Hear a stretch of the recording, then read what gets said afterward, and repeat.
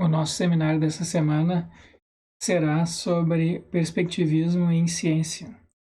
Esse é um assunto que vem sendo bastante discutido nos últimos anos em filosofia da ciência. Tem gente que tem alguns autores importantes, influentes, vem defendendo que se passou a ser chamado de perspectivismo científico ou perspectivismo realista. Então, vamos dar uma olhada em que isso consiste. Mas, como sempre, aqui nesse seminário, esse é um assunto muito profundo e complexo e a gente só vai aqui abordar alguns pontos, né, dessa discussão. E tem muita mais coisa que poderia ser dita e talvez a gente possa continuar ou dizer um pouco mais na discussão amanhã. De qualquer maneira, vamos começar pela noção de perspectiva, tal como ela vinha sendo usada, como eu vinha usando essa noção, a palavra, aqui nesse seminário. E por isso eu gostaria de começar com esse texto do Heidegger, uma palestra do Heidegger de 1938, intitulada A Época das Imagens de Mundo. Porque aqui nesse seminário eu vim usando a noção de perspectiva para fazer uma espécie de diagnóstico da nossa situação contemporânea. Pelo menos foi assim que eu comecei, né, o seminário dizendo que a nossa cultura contemporânea é perspectivista, que a filosofia contemporânea é perspectivista, pelo menos parcialmente. É assim. E né, eu dei vários exemplos assim de filósofos que usam uma ou outra noção perspectiva, e isso vem sendo assim desde Kant, pelo menos. Mas nesse texto de 1938, nessa palestra do Heidegger de 1938, ele diz que isso não é apenas uma espécie assim de diagnóstico da nossa época, mas também um sintoma ou uma característica, né? O fato de eu ter escolhido essa palavra como um traço característico da filosofia contemporânea é também um sintoma, um sinal, né? É um produto da cultura contemporânea. Então, nessa palestra, o Heidegger diz que sustenta que cada época tem uma metafísica característica e que, enfim, as coisas aparecem, a realidade aparece para as pessoas em diferentes épocas de maneiras diferentes, é concebida de maneiras diferentes e vivida de maneiras diferentes. E ele discrimina 4 tipos de metafísicas, né, ao longo da história da filosofia ocidental. Na antiguidade a gente teria a metafísica da presença. Então, um exemplo típico disso seriam as filosofias de Aristóteles e Platão, né, com as noções de ideia, de substância. Na Idade Média, a gente teria uma metafísica do Deus fundador, o cristão. Na modernidade, a gente teria uma metafísica da representação. Então, o filósofo característico dessa época foi Descartes, né? Então qual que é a diferença aqui que é introduzida na modernidade, na filosofia moderna? É a filosofia, quer dizer, a realidade não é o acesso à realidade, o acesso cognitivo nosso à realidade é mediado agora pela mente humana. Então a mente é uma espécie de intermediário, passa a ser concebida vista como uma espécie de intermediário entre nós e a realidade. E a gente tem então a gente tem a gente tem um problema típico, né, do período moderno, que é o problema do ceticismo, que consiste justamente em não saber ou não conseguir provar que aquilo que está na minha mente, as minhas representações, podem não estar de acordo com o modo como as coisas são. Esse é um problema típico da modernidade e não havia, que é um produto, né, dessa concepção, dessa nova metafísica que surge na modernidade, segundo Heidegger, porque para os antigos se eu tenho o pensamento é parte da realidade, quer dizer, pensar e ser, ele cita, se eu não me engano agora, um texto, uma passagem, uma frase de Parmênides, que o ser e a realidade são uma coisa só. Não tem não existe um intermediário entre o pensamento e a realidade. E na filosofia medieval também os seres humanos fazem parte de uma totalidade criada por Deus, uma totalidade hierárquica, né, que tem Deus no topo. E um problema importante nessa época é saber identificar em que lugar nós estamos nessa hierarquia, né, de seres. Mas na modernidade não, na modernidade a gente tem um sujeito de representações e um mundo exterior. Então se introduz assim essa maneira de conceber, né? E aí que começam então essas filosofias perspectivas. E agora a gente tem diversas representações possíveis da realidade, diversas perspectivas possíveis para a realidade. E no mundo contemporâneo, a gente teria uma exacerbação dessas características proporcionada por essa era da técnica, né, que tem como produtos característicos a ciência, a técnica maquinal, a estetização da arte. Estetização da arte significa que a arte, aquilo que é concebido como artístico, passa a ser visto como proporcionando uma certa experiência estética, né? Então eu tenho uma experiência subjetiva minha do objeto de arte. Essa é uma maneira diferente, né, de conceber as obras de arte. As ações humanas passam a ser concebidas como um produto da cultura, como culturais. A gente tem diversas culturas, diversas maneiras culturais de viver as vidas, né? A gente tem um resultado disso é a disciplina da antropologia. E, por fim, a gente tem o que ele chama de desencantamento, desendeusamento, desdivinação. Quer dizer, as coisas, o mundo natural passa a ser concebido como desprovido de magia ou de deuses ou espíritos, né? E isso vem sendo, quer dizer, Heidegger não foi o primeiro a falar sobre isso, outros já falaram. Tem um texto importante do Max Weber também que fala disso. Então, mas é uma característica, né, do nosso modo de viver contemporâneo. Então, o Heidegger diz a imagem do mundo. Então, o resultado disso é que nós temos imagens de mundo e não mais. O mundo não se apresenta diretamente para nós. O que se apresenta para nós são imagens de mundo, representações de mundo. Então, isso nos diversos aspectos assim da nossa vida. Inclusive, a gente passa a ler a nossa história, né, como uma história de visões de mundo. Então, a gente concebe hoje os antigos como tendo uma visão de mundo diferente da nossa, os medievais com uma outra visão de mundo, uma imagem de mundo, e assim por diante. Então, o fato da gente descrever a nossa própria história dessa maneira é uma característica da época em que a gente vive. E, né, o fato da gente descrever culturas diferentes quer dizer, pessoas de outros lugares, né, como tendo visões de mundo diferentes. Às vezes, os índios aqui no Brasil têm uma visão diferente da nossa, que a gente viu no texto do Eduardo Viveiros de Castro. Mesmo pode ser dito dos asiáticos, dos africanos, dos aborígenes australianos e assim por diante. Culturas diferentes, né? Tem visões de mundo diferentes. E também no interior da nossa própria cultura, que nem a gente viu com o texto do Thomas Sowell, do Jonathan Haidt, do George Lakoff, né? A gente tem visões de mundo diferentes, metáforas diferentes que são usadas, sentimentos morais diferentes que predominam em grupos diferentes de pessoas. Então, a gente tem visões de mundo, né, diferentes. Essa maneira de ver as nossas diferenças, de conceber, é algo típico da nossa época contemporânea, segundo o Heidegger. E então aqui tem uma passagem desse texto em que ele diz: A imagem do mundo não passou a ser moderna de medieval que era antes.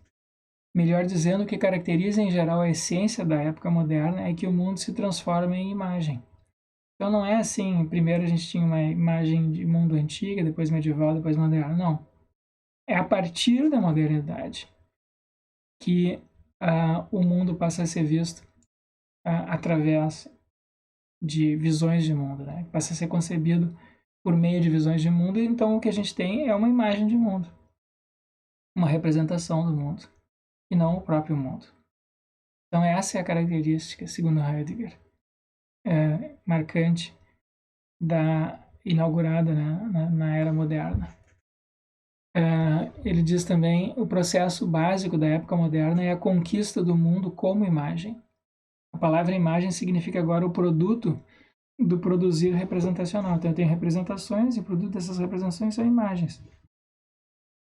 Então, quando a gente pensa sobre a realidade ao nosso redor, a gente elabora teorias, que são imagens de mundo, a gente elabora ideologias ou religiões que são concebidas também como visões de mundo, imagens de mundo. Então, a gente tem a imagem de mundo cristã, a imagem de mundo budista, hinduísta e assim por diante, que são representações diferentes da realidade, né, e de nós mesmos. Então, o que o Heidegger diz? O homem luta aí por uma posição em que possa ser o ente que dá a norma a todos os outros e estabelece parâmetros. Por que isso? Porque todas as outras coisas, tudo mais que existe no mundo, no universo, ele diz assim, é normatizado, né? Ele dá a norma. É normatizado pelas nossas representações. Então, são as minhas representações do mundo, a imagem do mundo que eu tenho, que vai dizer como o mundo é. Então, não é o mundo que se apresenta diretamente para mim e me diz como ele é, né? Mas nós, por meio das nossas teorias, das nossas concepções, das nossas crenças, regulamentamos, né, a realidade indiretamente. Então, essa é a característica, o traço marcante do pensamento moderno, segundo o Heidegger. E isso é algo que eu já tinha mencionado aqui antes, né? Esse texto do Heidegger eu li agora apenas eu não conhecia esse texto do Heidegger, mas eu já tinha mencionado isso aqui, algo parecido a isso no seminário, por isso que esse texto me chamou a atenção quando eu li, porque a gente algumas características, né, da ciência, da revolução científica. Então a gente tem a partir de no século XVI, 1500 e pouco, começa a chamada revolução científica, quer dizer, a criação da ciência moderna. A ciência moderna é uma ciência experimental. A gente tem teorias e testa as teorias. Aquilo que se chamava de ciência na antiguidade, na Idade Média, era uma atividade bem diferente, não era uma atividade experimental. Era uma atividade assim de sistematização da realidade por base em princípios metafísicos.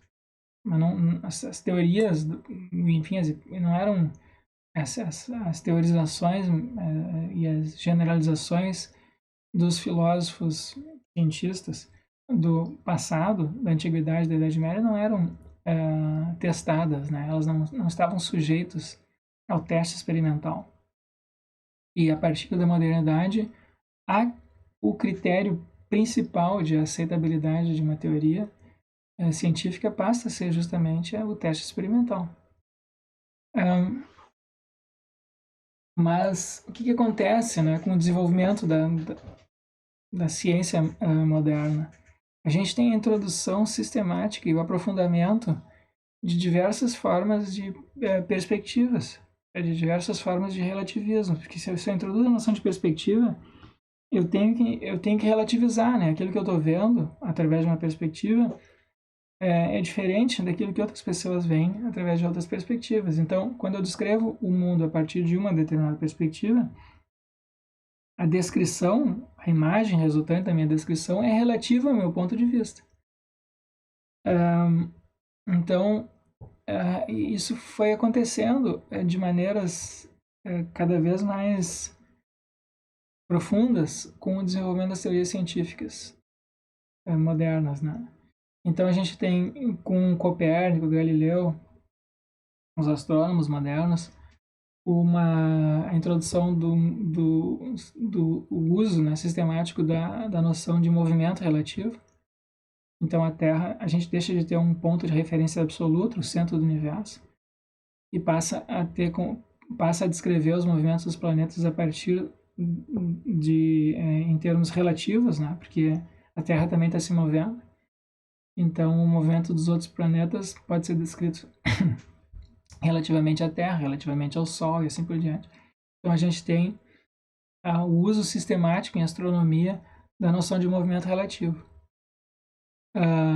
Essa noção de movimento relativo é uma noção nova, porque para os antigos e medievais, eles não usavam, né? Eles tinham noção absoluta de movimento. Ou está se movendo para qualquer objeto, ou ele está se movendo ou não está se movendo, porque eles tinham um ponto de referência absoluto espacial, que era o centro do universo, que era a Terra. Quando a Terra passa a ser concebida como um planeta, entre outros, então a descrição do movimento passa a ser relativa. Bom, então a gente tem esse período da ciência inicial da Revolução Científica, que vai de Copérnico a Newton, e a noção de movimento relativo passa a ser crucial, né, para a descrição dos sistemas físicos.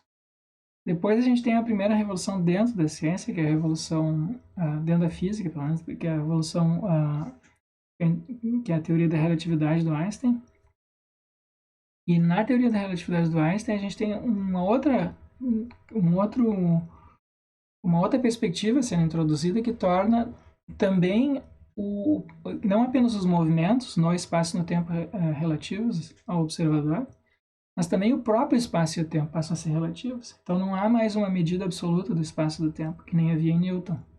Para Newton, o espaço é absoluto e o tempo também é absoluto. Quer dizer, ou para dois eventos quaisquer, ou eles são simultâneos ou não são simultâneos, né? Um antes do outro, simultâneos, ou um depois do outro.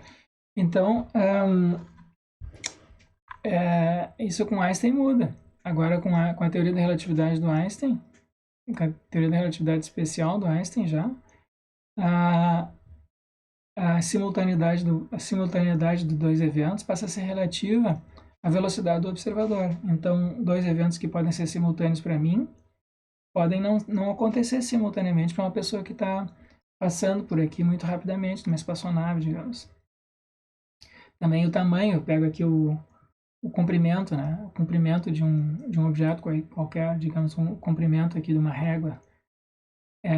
Ela tem eu posso medir, essa régua tem um certo comprimento para mim e pode ter um outro comprimento para uma pessoa que está observando esse mesmo objeto passando por aqui muito rapidamente. Isso é uma consequência da relatividade especial do Einstein, porque o espaço e o tempo passam a ser uma coisa só. E a referência principal absoluta é a velocidade da luz. Mas se eu tomo como referência a velocidade da luz, então o próprio espaço e o tempo passam a ser relativos.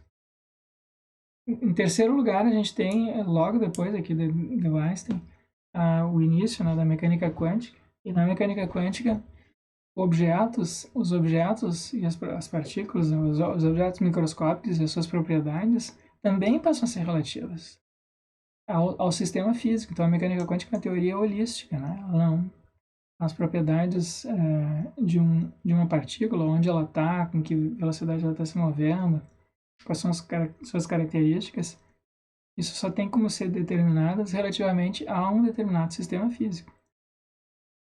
Eu não tenho como construir essa totalidade do universo a partir das partículas, que nem se supunha que se podia fazer na física clássica, né? Eu posso montar, digamos assim, o universo a partir dos seus elementos.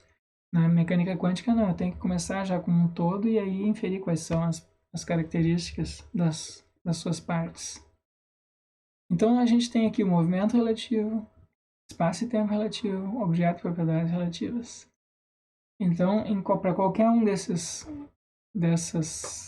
aspectos, né, do universo físico, nós temos agora descrições perspectivas. A mesma coisa aconteceu na biologia, com Darwin, né, e os darwinistas depois. Porque a gente deixa de ter um critério essencialista de espécie. Uma espécie biológica para Darwin não é algo caracterizado por uma essência, por um tipo psicológico, por um tipo biológico.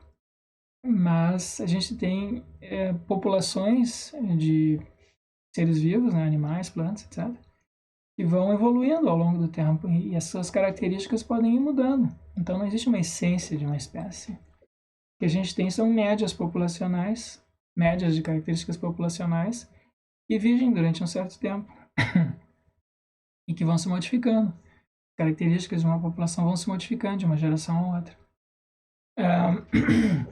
Então, a natureza biológica de um indivíduo, de uma espécie, varia, né, conforme o estágio evolutivo, conforme o período histórico que a gente está tratando. Então, não tem uma essência dos seres humanos para Darwin. Tu tem características que os seres humanos têm e que predominam durante um certo tempo e que podem mudar. E que mudaram nos últimos... Enfim, vem mudando, mudam, estão constantemente sendo alteradas. E também a gente tem perspectivas sendo introduzidas na psicologia, né? A gente não tem, assim, estados de consciência absolutos, transparentes, claros, né? Acessíveis à primeira pessoa, eu sei o que eu estou pensando. A gente tem, com Nietzsche, Freud, Jung, William James, a gente tem a introdução de diversas maneiras disso que passou a ser chamado de inconsciente, né, devido a Freud, mas que foi nomeado também de outras maneiras. A gente tem camadas assim do funcionamento da mente e a maior parte dos nossos estados mentais são inconscientes, são inacessíveis ou não são diretamente acessíveis, né? A gente fica sabendo deles indiretamente por meio das nossas reações, sonhos, medos, angústias, comportamentos estranhos, né? Ou desejos. E então, um mesmo pensamento consciente, um mesmo estado mental consciente, pode ter características muito diferentes, né? Dependendo dos estados inconscientes que subjazem a esse estado mental consciente. Então, essa noção de perspectiva foi se aprofundando por toda parte, né? E depois isso aconteceu também na filosofia do século XX. A gente tem teorias perspectivas ou relativistas do significado das palavras, teorias perspectivas ou relativistas da moralidade e do conhecimento. Então, realmente é uma característica, né, da nossa época. Como isso apareceu na filosofia da ciência? Né, entrando agora mais especificamente no tópico de hoje. Bom, isso aparece com as reflexões que começaram a ser feitas no início do século passado, inicialmente pelos positivistas lógicos, reflexões a respeito das revoluções científicas que estavam acontecendo no início do século XX, virado do século XIX para o século XX. Então, a gente vai muitas transformações científicas importantes aconteceram nesse período. Né? As mais, assim, mais assim, notórias foram a teoria da relatividade do Einstein e a mecânica quântica. Mas também a genética, né, a teoria da evolução, a psicanálise, a criação da psicologia foram também importantes nesse período.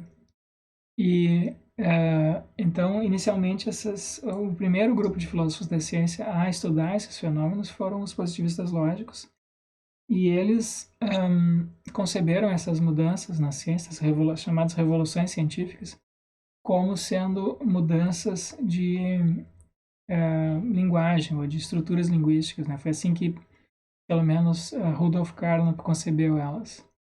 E uma ideia parecida com essa foi depois retomada por Kuhn, Embora a gente não tenha assim muitos indícios de que o Kuhn tenha estudado Heidegger, soubesse muito disso, enfim, é um pouco ambíguo assim as relações de Kuhn com os seus antepassados na filosofia da ciência, seus predecessores na filosofia da ciência, né? Porque ele veio da física, foi da física para a filosofia, não teve uma formação filosófica sistemática, né? Então, mas de qualquer maneira, tem muitas semelhanças, né, entre o que o Kuhn diz e o que os seus precursores disseram.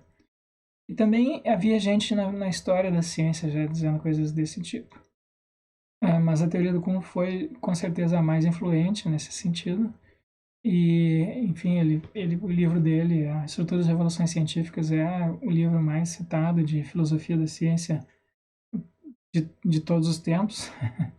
Então, e em parte isso se deve ao mérito, né, desse livro ter apresentado as suas ideias de maneira muito assim persuasiva e simples, né?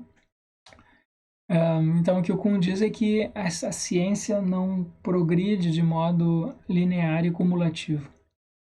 E o progresso da ciência o progresso da ciência tem rupturas conceituais. Então as teorias de hoje, segundo Kuhn, não são meros desenvolvimentos, aprimoramentos, melhoramentos das teorias do passado. A evolução da teoria das ciências, das teorias científicas, não acontece como uma bola de neve que vai rolando e vai ficando cada vez maior. Né? A gente vai acrescentando novas coisas, tirando algumas coisas vão caindo fora, e outras, mas enfim, ao longo do tempo a teoria vai ficando maior. Não é assim que funciona, segundo Kuhn.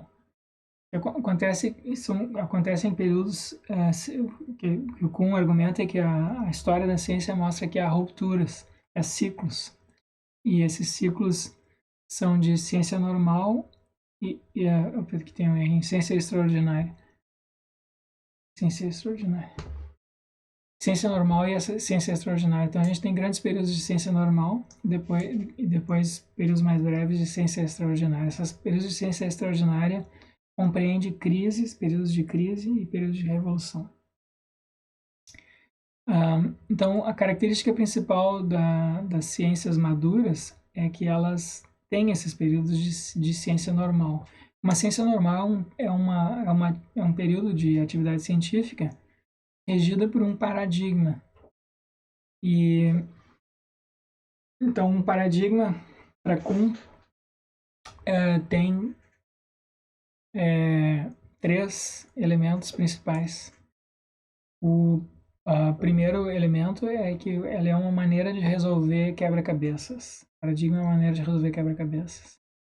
Então, os cientistas de um determinado período, eles não ficam, do período de ciência normal, eles não ficam perguntando sobre os fundamentos da ciência, eles não ficam fazendo filosofia, né? Eles não ficam, por exemplo, um químico não fica se perguntando se a tabela periódica dos elementos é adequada. Ele procura usar a tabela periódica dos elementos para resolver outros problemas. Ele pressupõe a tabela periódica, né? Isso não é questionado.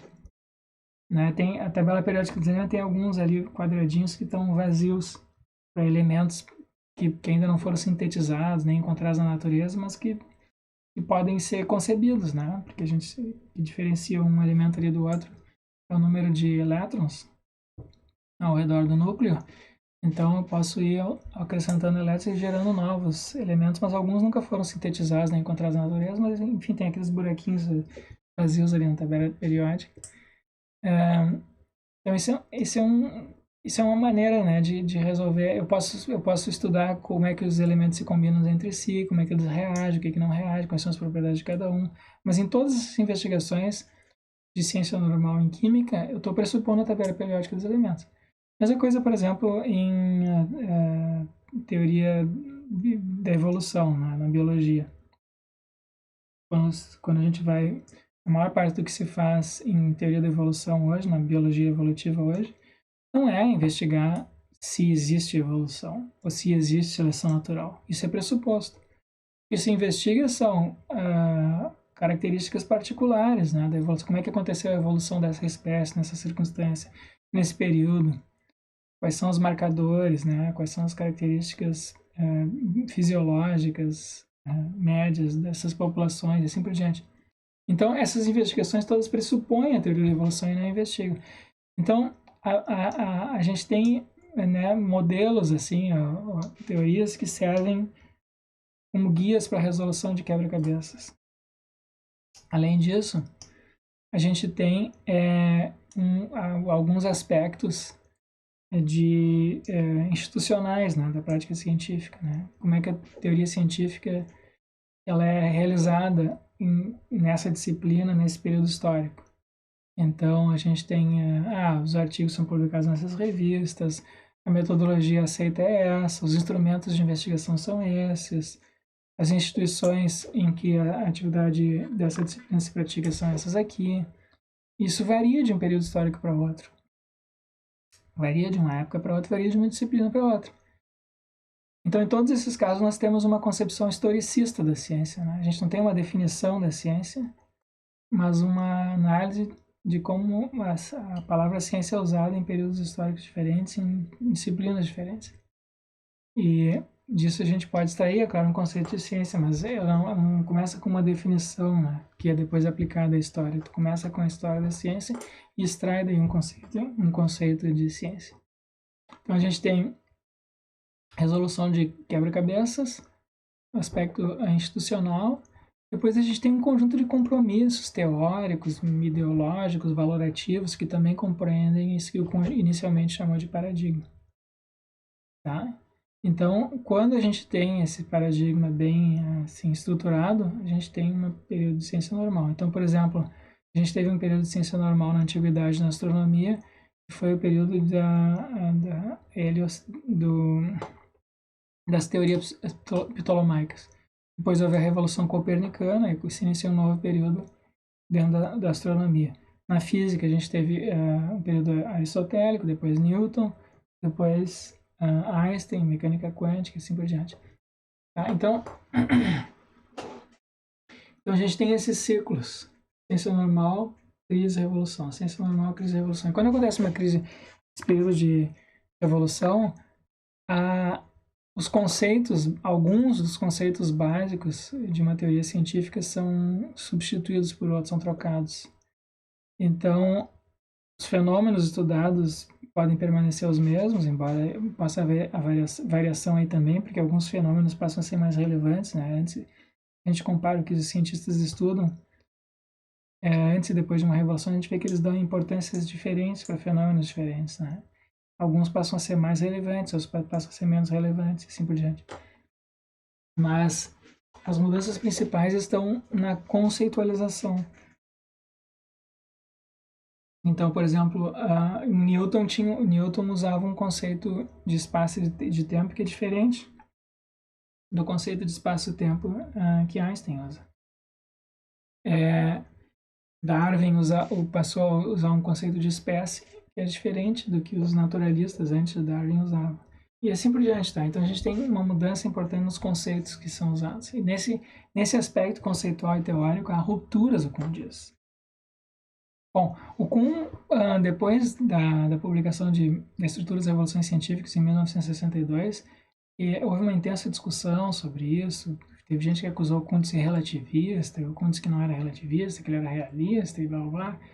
Enfim, boa parte da obra posterior do Kuhn foi devotada, né, à discussão a respeito das críticas que ele recebeu depois da publicação da Estruturas das Revoluções Científicas. E houve vários desenvolvimentos assim dentro da filosofia do próprio Kuhn. E, em particular, ele abandonou a noção de paradigma, né? A noção de paradigma é até hoje muito usada, mas não na filosofia da ciência.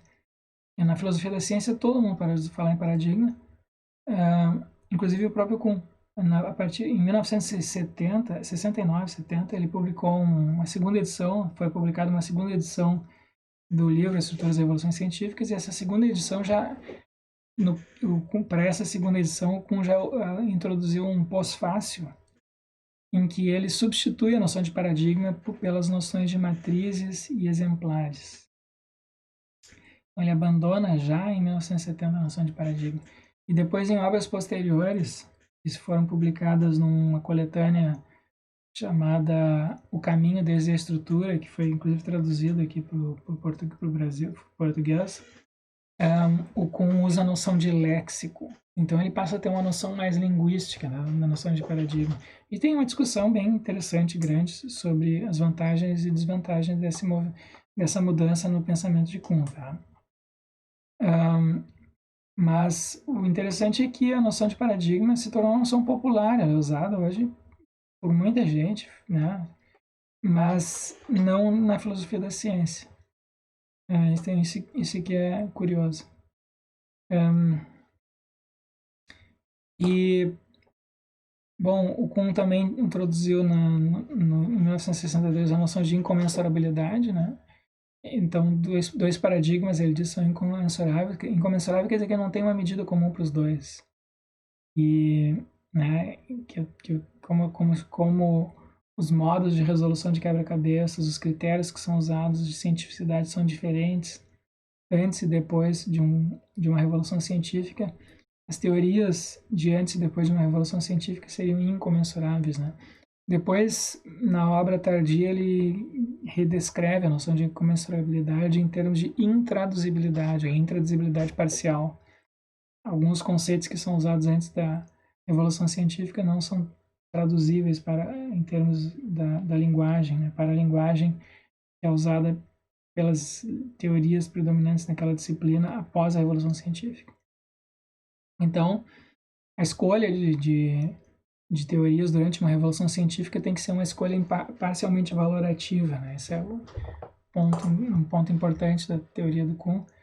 Ele diz que a revolução científica não tem como ser decidida em termos puramente observacionais e lógicos. Tem que introduzir critérios valorativos. Então, né, por exemplo, ele dá como exemplo, por exemplo, critérios, por exemplo, estéticos ou de fecundidade, né? Então, elegância, né? Por exemplo, a teoria de Einstein, logo que foi proposta, pareceu muito elegante. A teoria de Copérnico pareceu também esteticamente aprazível para um certo grupo de astrônomos. Ou às vezes a fecundidade de uma teoria pode se mostrar atraente, né? Eu posso fazer muitas coisas com aquela nova teoria, coisas que eu não poderia fazer com as teorias anteriores. Isso aconteceu na evolução das teorias atômicas. Enfim, de qualquer maneira, a gente tem aqui uma espécie de perspectivismo, porque a gente não tem, a gente tem diversos critérios de cientificidade e uma evolução, né, das perspectivas históricas na ciência. Então, o modo como os cientistas concebem a natureza num certo período histórico é diferente do como eles concebem essa mesma natureza em outros períodos históricos. Isso ao longo do desenvolvimento de uma mesma disciplina científica. Tá? Então, bom, vários outros autores também depois sugeriram coisas parecidas. Um autor recente que vem insistindo em algo desse tipo é esse aqui, Ronald Geary.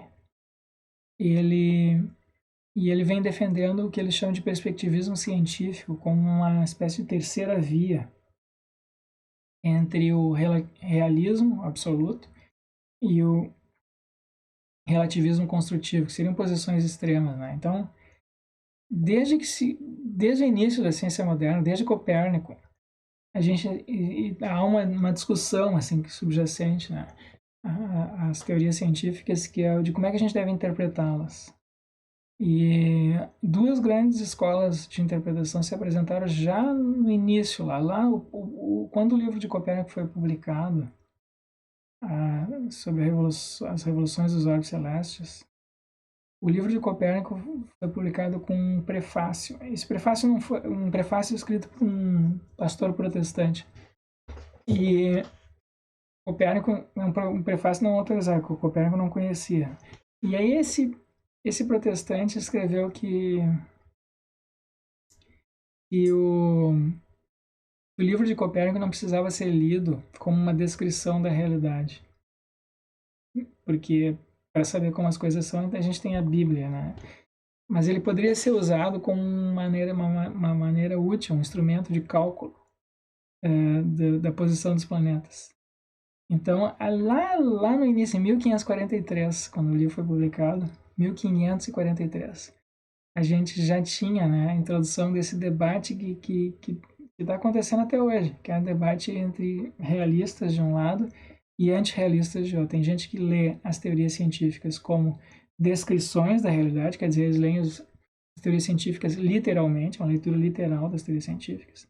E a gente tem as pessoas que leem as teorias científicas não literalmente, ou ficcionalmente, ou como instrumentos. Né? Teorias científicas são instrumentos conceituais de predição de observações, de novas observações. Mas como é que é a realidade por trás das observações?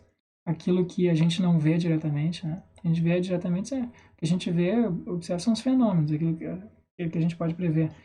Mas o que produz esses fenômenos? Né? O que produz um eclipse? O que produz o movimento dos planetas? Qual é a estrutura fundamental da matéria? Nada disso a gente vê. A gente não vê relações causais, a gente vê a causa e o efeito. Né, aquilo que a gente supõe que é a causa e o efeito, os fenômenos, né? Mas a conexão entre eles a gente não vê. A causalidade, como diz o Hume. Então, a gente... como é que a gente interpreta as teorias científicas? Porque, em boa medida, o que as teorias científicas fazem é descrever isso que a gente não vê. Então, as teorias científicas falam em átomos, elétrons, fótons, elas falam em placas tectônicas, gravidade, campos, né, matéria, energia escura, buracos negros, dinossauros. Nada disso a gente vê. Isso é tudo afirmado por teorias científicas. Então, teorias científicas, elas funcionam como... Elas nos permitem prever fenômenos, né, no nosso ambiente, na natureza, mas elas fazem isso postulando coisas que a gente não vê. Então, qual é o estatuto dessas coisas que a gente não vê nas teorias científicas? Os realistas dizem, não, quando as teorias científicas falam dessas coisas, elas estão descrevendo como é o mundo invisível, aquele mundo que a gente não vê. E os antirrealistas dizem, não, as teorias científicas não estão descrevendo nada quando elas falam dessas coisas, elas só estão usando aquilo como instrumentos para predição de observações. Então, esse é o debate, tá? A gente tem esses dois extremos. E claro que a gente tem formulações mais ou menos radicais dessas duas posições. Aqui o Ronald Gear aqui tá dizendo que, bom, primeiro ele começa esse artigo dele, que eu indiquei para vocês, apresentando duas posições muito extremas, né, que eu acho que ninguém sustenta dessa maneira, pelo menos. E ele apresenta o realismo perspectivo, então ele faz isso por propósitos retóricos, porque ele quer introduzir essa terceira via, que é o perspectivismo científico, tá? Então, a perspectiva científica não é nem a afirmação do realismo absoluto, quer dizer assim, que as teorias científicas descrevem o mundo ele mesmo, as coisas em si, e nem as teorias científicas não são meros produtos, né, de construções conceituais relativas, não são assim relativistas ao extremo. Então tem essa terceira via que é intermediária, que ele chama de perspectivismo científico. E ele introduz a noção de perspectivismo científico por meio de um outro tipo de perspectivismo, que ele acha mais fácil sustentar, que é o perspectivismo sobre cores. Então tem uma discussão sobre isso aí também, porque tem gente que contesta que a descrição que ele faça das teorias sobre cores não esteja bem adequada, mas não vamos entrar nessa discussão, tá? O que importa aqui é apenas o perspectiva científica, mas, enfim, ele usa isso aqui como estratégia assim, retórica para introduzir a noção, tá? E o que ele diz é que, bom, a gente tem uma teoria científica hoje da percepção de cores, a nossa teoria de percepção de cores hoje é perspectiva, porque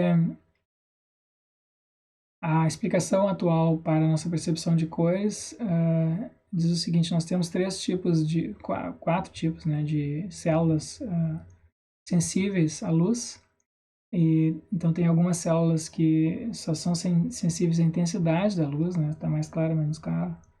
Então, mas que não discriminam cores. Depois a gente tem três tipos de células que são sensíveis a luzes com comprimentos de onda diferentes.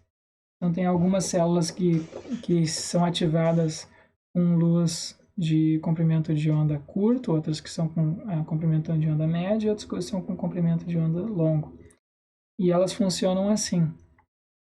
Quando as luzes, a percepção de luz de comprimento de onda comprido, longa, é maior que a luz de comprimento médio, então a gente vê vermelho. Isso nos dá a impressão de vermelho. Quando é o contrário, a gente tem a impressão de verde. Então, o que tem assim, a impressão de cores é produzida pela ativação diferencial desses dois tipos de célula. Quando umas células são mais ativadas que as outras, a gente tem vermelho, quando é o contrário, é verde. Então, isso explica por que a gente nunca tem a percepção de um vermelho esverdeado ou de um verde avermelhado. Porque a gente tem ou um ou outro, tá? E, por fim, quando a soma dos comprimentos de onda longo e médio é maior que a de ondas curtas, a gente tem a impressão de amarelado, amarelo. E quando é menor, a gente tem a impressão de azul.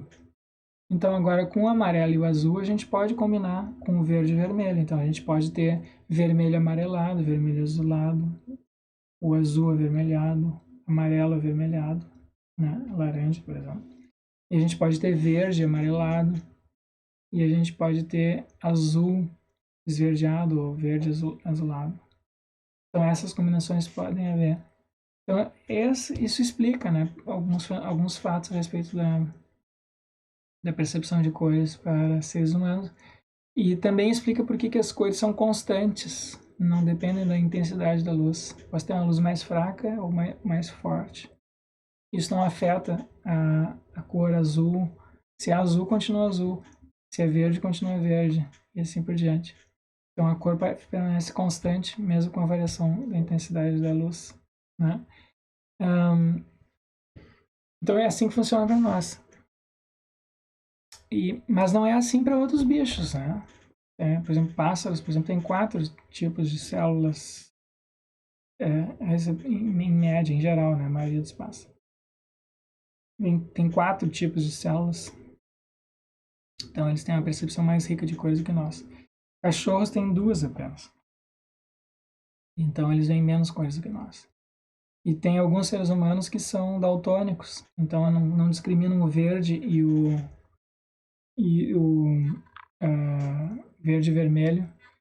Então, para eles, para os daltônicos, é como se eles fossem dicromáticos, né?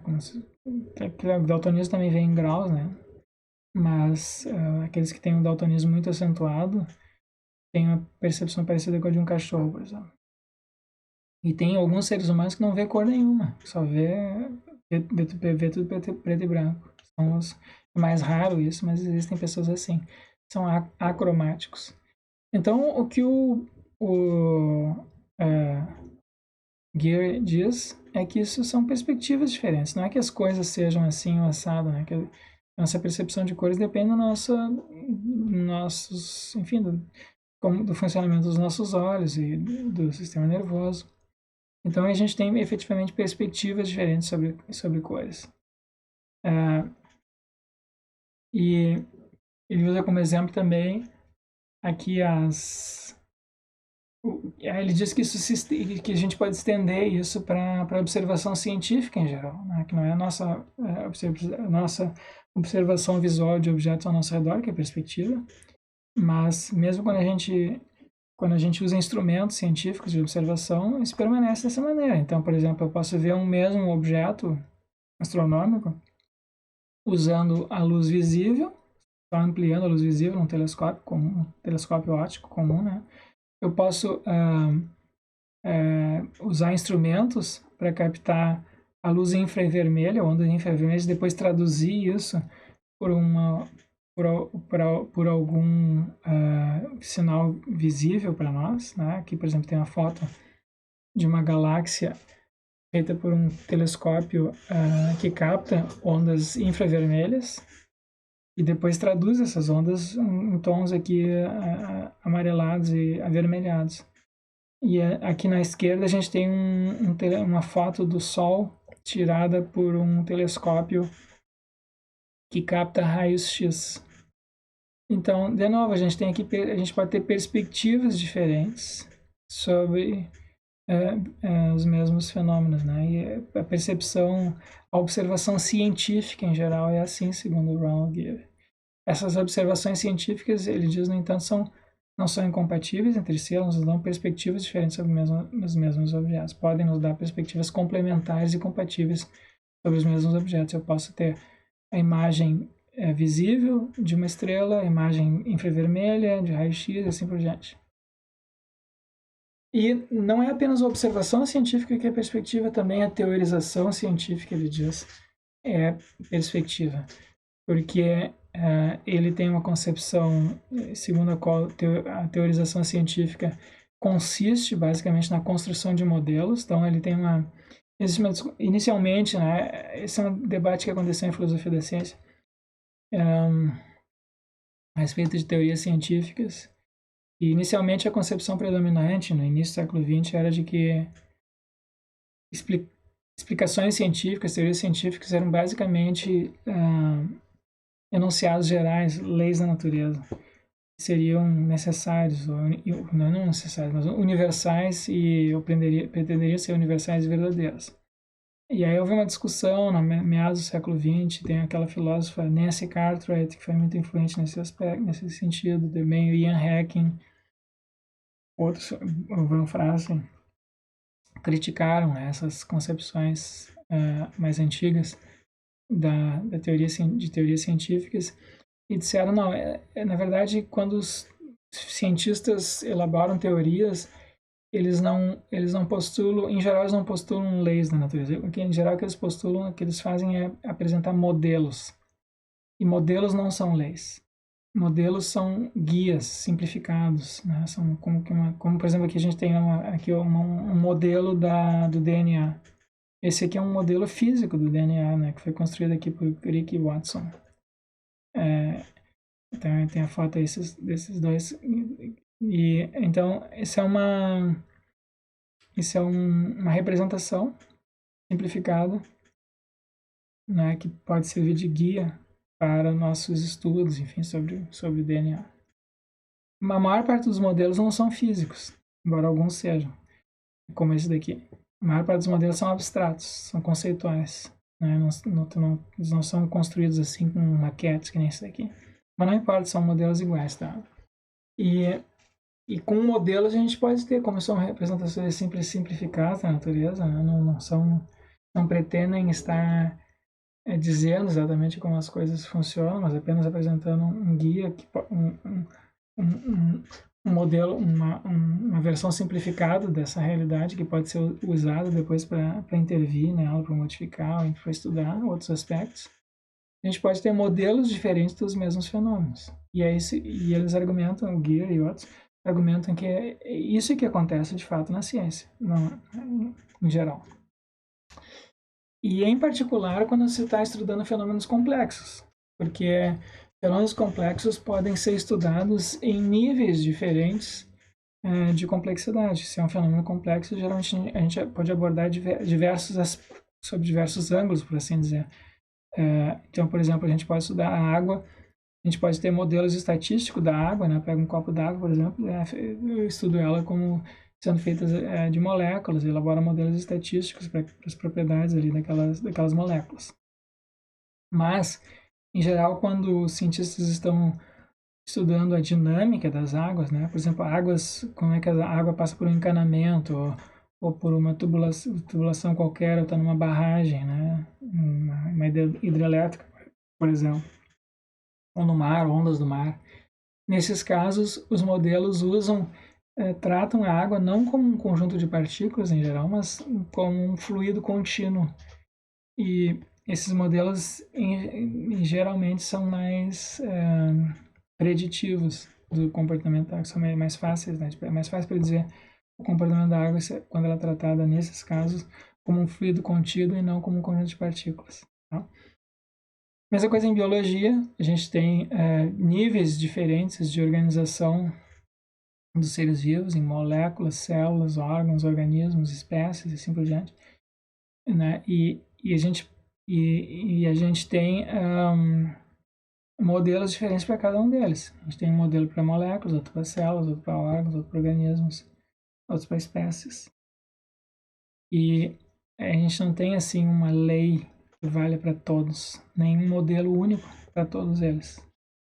A gente tem modelos complementares. Da mesma maneira que a gente tem observação de estrelas, né, usando o telescópio de raio-x, telescópio infravermelho, assim por diante, né, a gente pode, são várias perspectivas sobre o mesmo fenômeno, a gente pode também tratar um ser vivo sob diversos níveis. Eu posso pegar um de nós aqui, estudar um gato, um cachorro, um de nós como pertencente a uma espécie, eu estudar esse organismo aqui, os órgãos que compõem meu corpo, as células, moléculas, assim por diante. E os sociólogos também fazem isso, né? Os sociólogos estudam as ciências humanas, tem isso também. Então, os sociólogos estudam indivíduos, grupos, comunidades, nações, estados.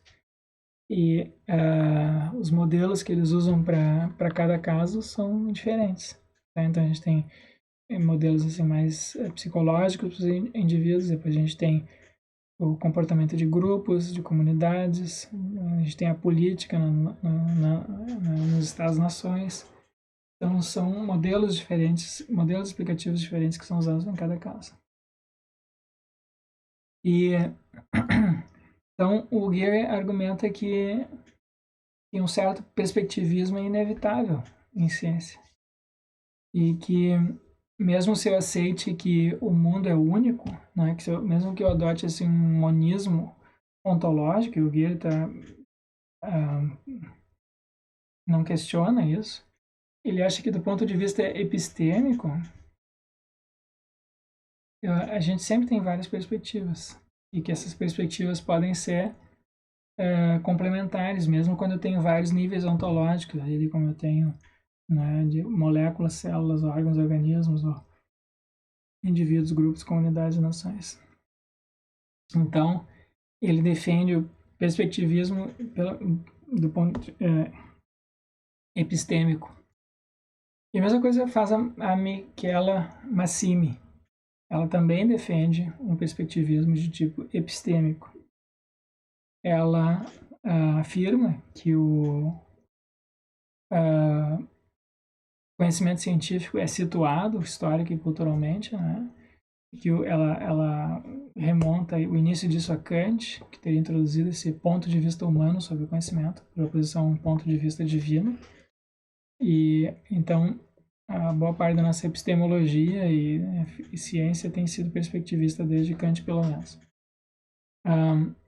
Ela discrimina dois tipos de perspectivismo, um que ela chama de diacrônico, que é a variação de perspectivas ao longo da história. A gente teria para esse um argumento epistêmico. E ela menciona alguns argumentos para um perspectivismo cultural, né, não histórico, e que seria sincrônico. E ela introduz aqui dois argumentos de Ruger e Teller. Mas esses argumentos implicam que a produção e avaliação de teorias é histórica e culturalmente situada, mas não que os fatos investigados ou a verdade das teorias seja relativa ou perspectiva. Então, ela, de novo, como Geary, ela restringe o perspectivismo à epistemologia. Ela não acha, por exemplo, ela não questiona que o mundo seja único, ou que a verdade possa ser, ou deva ser concebida de maneira perspectiva também, ou que os fatos devam ser concebidos de maneira perspectiva. Então, nesse sentido, ela é diferente, né, daquilo que a gente viu no perspectivismo ameríndio. Lembra no perspectivismo ameríndio? No perspectivismo ameríndio, que a gente tem um perspectivismo também metafísico, ontológico, né? As coisas mesmas variam conforme a perspectiva. Aqui não. Aqui ela sustenta que a gente não tem razão para fazer isso, mas porque os argumentos que foram apresentados até agora são argumentos de tipo epistêmico, ela diz, e metodológico, quer dizer, com relação à elaboração e justificação de teorias científicas, e não com relação aos fatos, ou à verdade ela mesma. Então, nessa literatura sobre perspectivismo científico, se costuma distinguir esses dois níveis, né? O nível epistêmico e o nível metafísico, ontológico. Então a gente tem razões, como a gente tem indícios, né, de que a observação científica, a elaboração de teorias científicas, a justificação de teorias científicas é situada histórica e culturalmente, nós temos razões para afirmar o perspectivismo epistêmico, mas não o perspectivismo metafísico. O perspectivismo metafísico seria a afirmação de que as coisas mesmas mudam, né, conforme a perspectiva. E todos esses autores tendem a rejeitar isso, consideram extremo. Mas eu pessoalmente não estou muito convencido de que dê para fazer essa separação tal como eles estão fazendo aqui, a Michaela Machini e o Ronald Geary, porque eles fazem essa distinção ao mesmo tempo que eles se dizem naturalistas. Né? O Ronald Geary, no final do artigo dele, diz isso explicitamente, e a Michaela Machini também, ela tende ela se insere assim, nessa linha de filósofos de tipo naturalista. E filósofos naturalistas são filósofos que tomam como critério de realidade, né, ou de como que não acham que há um ponto de vista assim transcendente sobre, ou diferente daquele fornecido pelas ciências, que seja melhor que aquele fornecido pelas ciências para a gente investigar a natureza e identificar a realidade. Mas, então, concebida assim naturalisticamente, a metafísica é o produto da epistemologia, eu acho, porque né, se eu tenho uma metodologia e um critério de justificação de teorias particular, se eu tenho possibilidade de que isso seja perspectivo, né, que eu possa ter diversas metodologias, diversas maneiras de justificar uma teoria. Então, o produto dessa metodologia, dessa justificação, o produto que vai ser então a metafísica, também tem que ser. Eu não vejo por que isso não seria também perspectivo.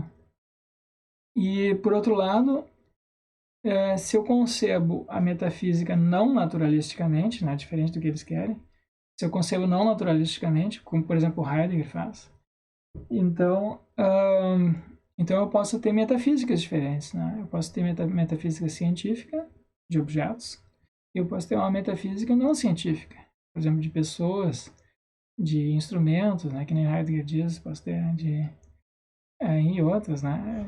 De seres vivos, de plantas, animais, enfim. Eu posso ter não apenas uma metafísica de objetos. Então, em qualquer caso, quer eu conceba metafisicamente, naturalisticamente a metafísica, quer eu conceba não naturalisticamente a metafísica, eu acabo com um perspectivismo que não fica restrito à epistemologia. Então, esse é um assunto, para mim, é um problema dessa literatura recente em filosofia da ciência.